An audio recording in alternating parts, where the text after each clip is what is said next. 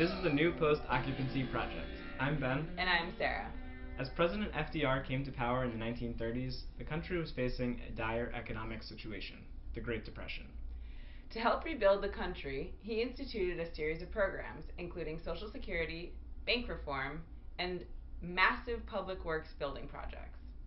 In towns and cities across the country, the federal government built schools, hospitals, airports, and courthouses. In all, about 30,000 buildings were constructed or renovated, which doesn't include the parks, roads, bridges, and electrical grids. 1,500 post offices were built as a part of this campaign, all across the country, many of which are still in use today. Although academics and artists have studied the impact of the New Deal and the power of the post office, there has never been a proper study of New Deal post offices. We're looking to change that. So starting this summer, we'll be hitting the road to look at about 30 New Deal post offices.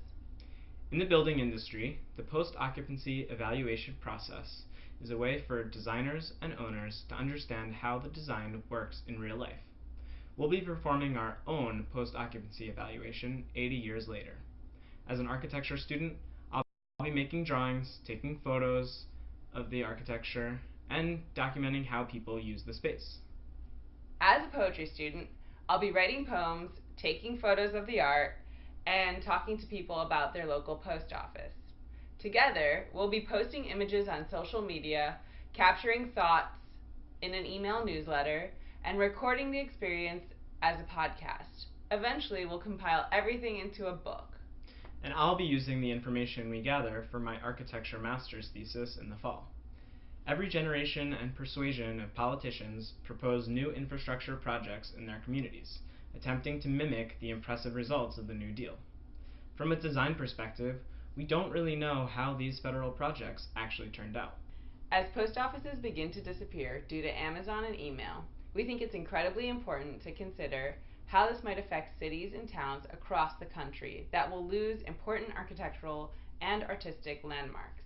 As graduate students, we'll be couch surfing and camping as much as possible, but we can't afford to undertake this project alone.